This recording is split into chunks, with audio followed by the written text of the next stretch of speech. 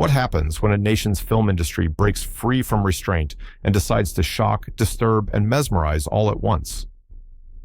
In the 1970s, German filmmakers threw out the rulebook and created some of the wildest, most unforgettable exploitation films ever made.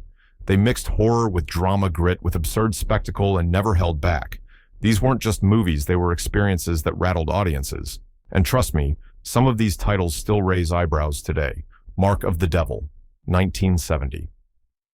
Imagine stepping into a theater where ushers hand you vomit bags at the door. That was the outrageous marketing stunt for Mark of the Devil, and it wasn't just hype. Set in 17th century Austria, the film dives headfirst into the nightmare of witch trials. Instead of quiet courtrooms, you get gruesome torture chambers and a self-appointed inquisitor drunk on power. The story follows a young man who begins to question the authority of his mentor, played with terrifying conviction by Herbert Lohm. But the narrative is almost secondary to the sheer spectacle of cruelty on display. Tongues ripped out fiery executions and slow drawn-out punishments were shown with a detail that left even hardened viewers gasping. Censors in West Germany quickly labeled it unfit, and many countries followed. Britain held it under lock and key for decades, and in the United States, it became a grindhouse legend. The film's reputation only grew thanks to its infamous marketing. Theatergoers bragged or whispered about surviving it. Looking back, Mark of the Devil was more than a horror shocker. It was a statement. German cinema was not afraid to go further than Hollywood or Britain dared. It became the blueprint for what we now call video nasties, and remains a cornerstone of European exploitation history. She Killed in Ecstasy. Sie tötete in Ekstase, 1971. Few German exploitation films of the 70s balance beauty and menace quite like She Killed in Ecstasy.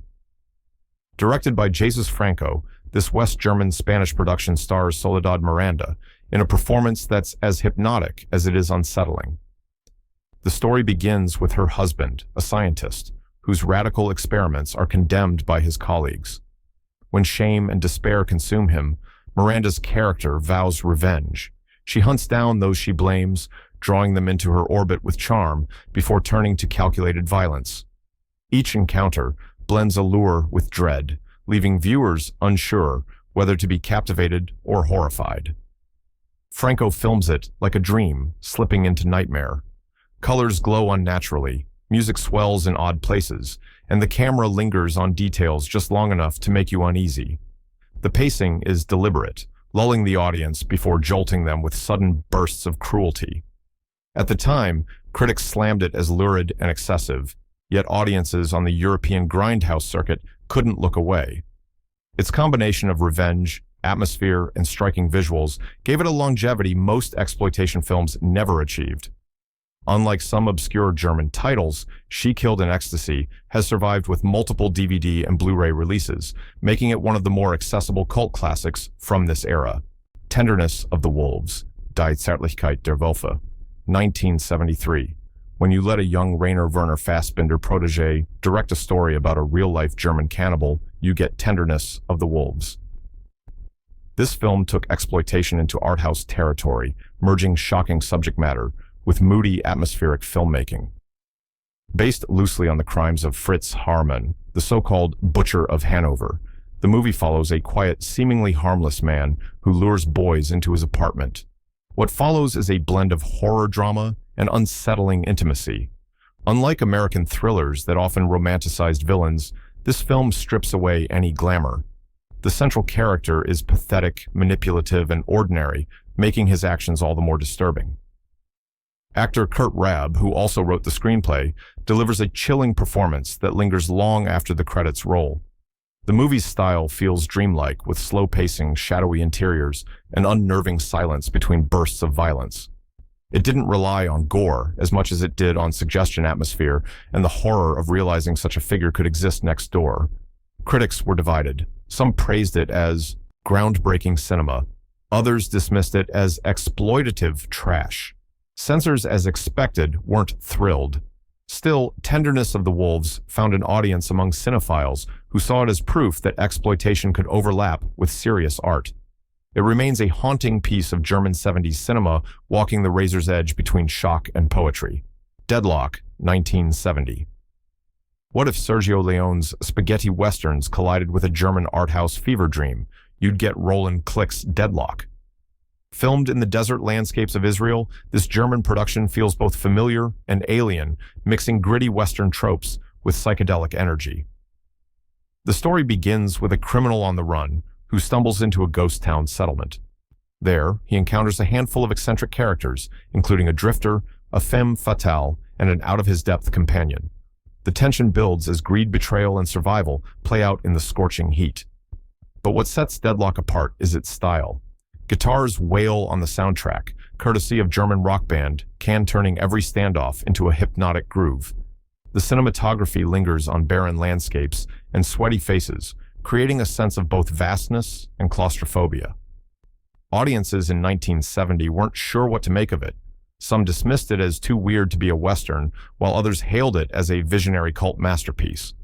Censors didn't know where to place it, but its mixture of violence and surrealism kept it off mainstream screens. Over time, Deadlock developed a devoted following. Quentin Tarantino even cited it as one of his favorites, calling it a hidden gem of European cinema. Today, it stands as proof that German exploitation didn't just shock, it reinvented genres in unexpected ways. Vampiros Lesbos, 1971. If there's one film that defines the psychedelic edge of German exploitation cinema, it's Vampiros Lesbos. Directed by Jesus Franco, this West German-Spanish production feels less like a narrative and more like a fever dream that lingers long after the credits roll. The story follows a young woman who becomes entangled with a mysterious female vampire, Countess Nadine, played by Soledad Miranda. But this isn't your classic Gothic castle tale. Instead, it unfolds in sleek modern villas, stark beaches, and sunlit landscapes that clash with the film's darker undercurrents. What made Vampiros Lesbos unforgettable was its style. Hypnotic music by Manfred Hubler and Siegfried Schwab pulses through every scene, giving it a trance-like rhythm. Colors bleed into each other, camera angles distort perception, and the pacing feels otherworldly. It's exploitation cinema dressed up as surrealist art. When it premiered, audiences didn't know what to make of it. Some walked out confused, while others were captivated by its bold visual experimentation. Critics dismissed it as nonsense, but cult audiences around the world embraced it. By the 90s, the soundtrack alone became a collector's item, rediscovered by DJs and cinephiles alike. The Demons, Die Nonnen von St. Archangel, 1973. By the early 70s, German exploitation was pushing boundaries in every direction, and Jess Franco's The Demons proved there was no such thing as going too far. Co-produced with French and Portuguese partners, it fused witch hunt hysteria with the era's appetite for shock and spectacle. The story follows a convent thrown into chaos after accusations of witchcraft spread like wildfire. Women are dragged before inquisitors, forced into confessions, and subjected to cruel punishments in the name of morality. It's grim, relentless, and staged with a theatrical excess that only Franco could deliver.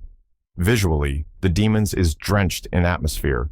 Shadowy castles, flickering torchlight, and intense close-ups give it a dreamlike intensity. But what truly disturbed audiences were the torture sequences.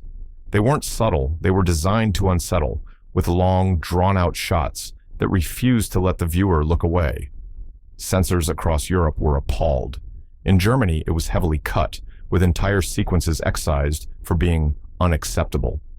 In Britain, it faced bans during the notorious video nasties panic, while in the United States, it circulated mostly in grindhouse theaters under lurid posters promising sights too shocking for the screen.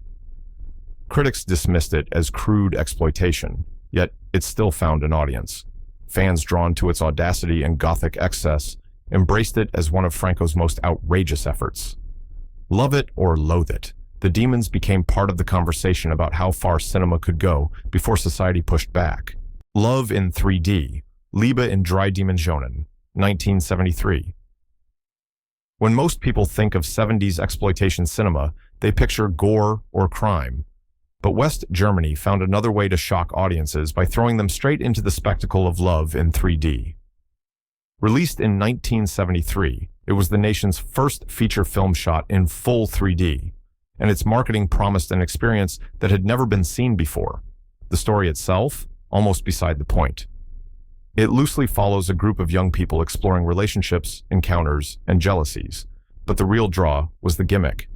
Audiences were handed 3D glasses and told they'd witness a film unlike anything else. Objects flew toward the camera, scenes lingered for maximum pop-out effect, and theaters hyped it up with giant posters declaring it too bold for traditional cinema. What made Love in 3D controversial wasn't just its technical trick, it was its frankness. For West Germany in the early 70s, this mix of spectacle and risque humor was a step too far for some. Critics tore it apart as vulgar and shallow, but ticket buyers lined up anyway. Grindhouse theaters in America picked it up quickly, packaging it as both novelty and shock entertainment. Lady Dracula, 1978. What if Count Dracula wasn't a mysterious foreigner, but a young woman living in modern-day Germany? That's the wild premise behind Lady Dracula, a horror comedy that gleefully tossed tradition out the window. The story begins in the 19th century, when a teenage girl is bitten by the infamous vampire. Instead of dying, she inherits his curse and his immortality. Cut to nearly a century later, and she's alive, still looking youthful, and trying to navigate a society that has no idea what she really is. The film walks a fine line between campy fun and moments of genuine eeriness. Scenes of bloodthirsty cravings sit right alongside slapstick humor and absurd encounters with bumbling investigators. It's exploitation at its most playful, mixing scares, laughs, and outrageous set pieces in equal measure. Censors didn't take it too seriously, but critics scoffed. They called it cheap, silly, even embarrassing. And yet audiences loved it. It had a kind of midnight movie charm, pulling in crowds who wanted a good time and didn't care about high art. Over the years, Lady Dracula has built a cult following, especially among fans of quirky vampire stories. It's a reminder that German exploitation didn't always have to be grim or shocking. It could also be outrageous, colorful, and just plain weird. Fleisch, Spare Parts, 1979.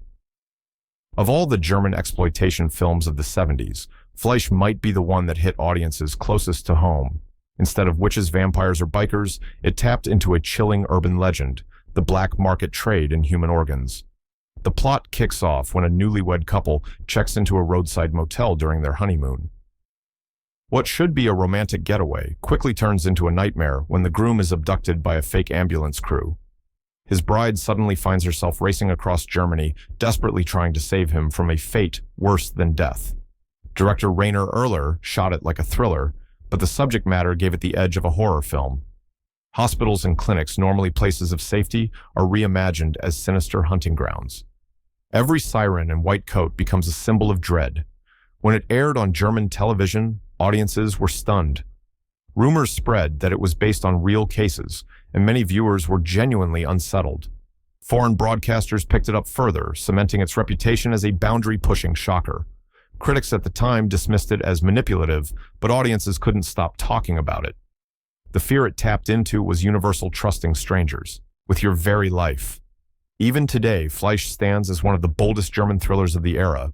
It didn't need supernatural monsters. It proved real-world nightmares could be just as terrifying. The Sinful Dwarf, De Vergen, 1973.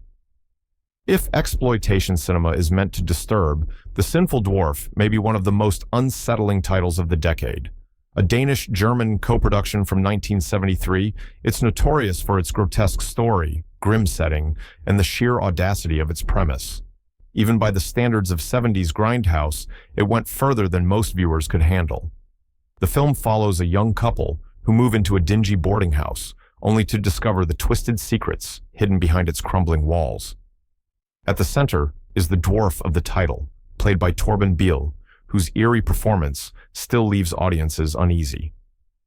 What begins as a claustrophobic drama spirals into a nightmare of captivity and cruelty, staged in settings that feel suffocating and surreal. What makes The Sinful Dwarf unforgettable is its atmosphere. The boarding house is shot like a prison, narrow staircases, locked rooms, peeling wallpaper every corner suggesting menace. Instead of flashy action or gothic castles, it traps the viewer in a decaying space where every moment feels wrong. When it first circulated in Europe, many theaters refused to screen it. Others played it quietly in late-night slots, capitalizing on its shocking reputation. Audiences who dared to watch often came out shaken, and word of mouth spread quickly about how strange and disturbing it was. In the United States, it found a place in grindhouse cinemas, advertised as one of the most extreme films audiences would ever see. Shocking Asia, 1974.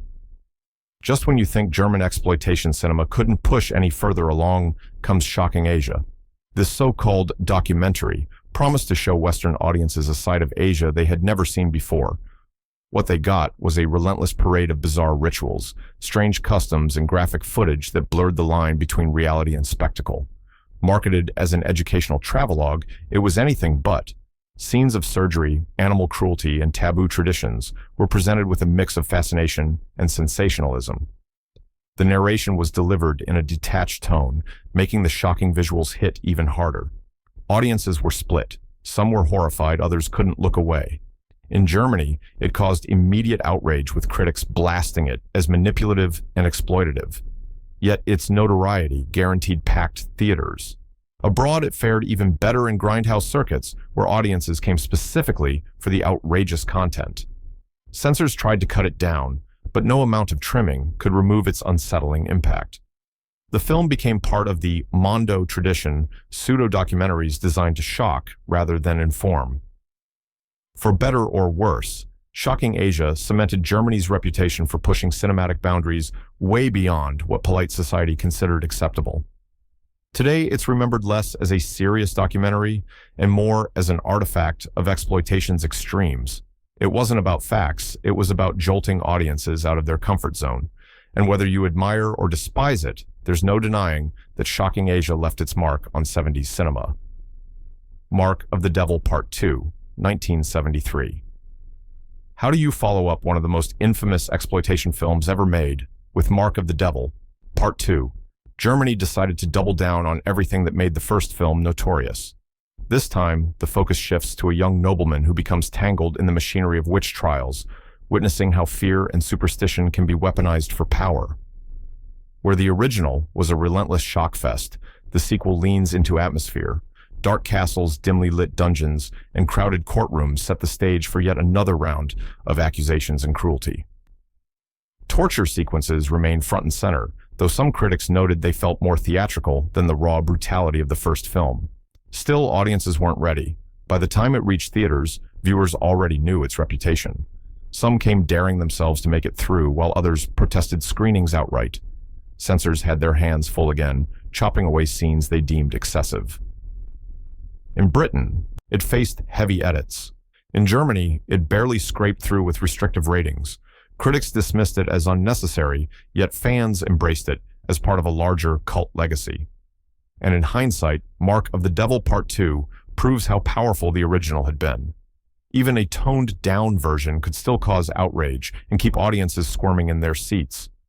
This sequel might not carry the same raw punch, but it ensured that the Mark of the Devil name would remain synonymous with German shock cinema well into the decade. Ilse, She-Wolf of the SS, 1974. Few German productions of the 70s stirred as much fury and fascination as Ilse, She-Wolf of the SS.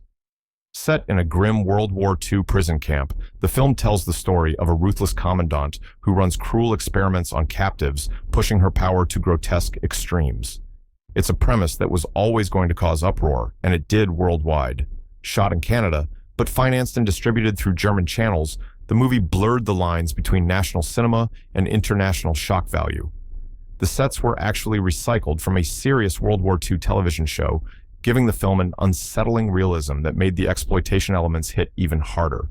Audiences were stunned. Some walked out, others lined up again and again, fueled by morbid curiosity. Critics tore it apart, calling it tasteless and sensational. Censors didn't just dislike it, they actively banned it in multiple countries, including parts of Germany, Britain, and Australia. In the United States, it was restricted to grindhouse theaters, where it quickly became infamous.